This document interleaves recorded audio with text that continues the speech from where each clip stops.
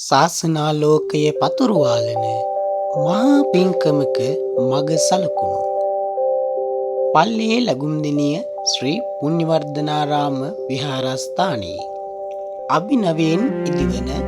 දෙමහල් සංඝාවාස මන්දිරයේ සංඝ සතුකොට පූජා කරනු පිණිස තැබෙන තවත් එක් සුවිශේෂී පියවරක්. මහා සංඝරත්නයේ ආශිර්වාදයේ මැද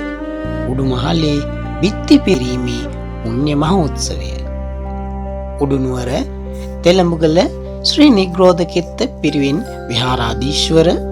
ශ්‍රී ලංකා රාමඤ්ඤ මහානිකායේ මධ්‍යම පළාත් සංඝනායක දුරන්දර පූජනීය ගොඩමුන්නේ පඤ්ඤාකිත්ති මහානායක හිමිපාණන් වහන්සේගේ ප්‍රධානත්වයෙන් ප්‍රාදේශීය මහා සංඝරත්නය සහ සම්භාවනීය අමුත්තන්ගේ සහභාගිත්වයෙන් වර්ෂ 2026ක් වූ මැදින් මස 9 වන සඳුදා දින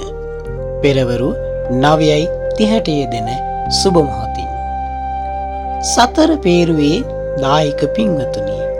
සදහැවතුනි මේ මහා පින්කමට දායක වී අමිල වූ ආමිස පූජාවන්හි කොටස්කරුවන් වන්නට අප ඔබ සැමට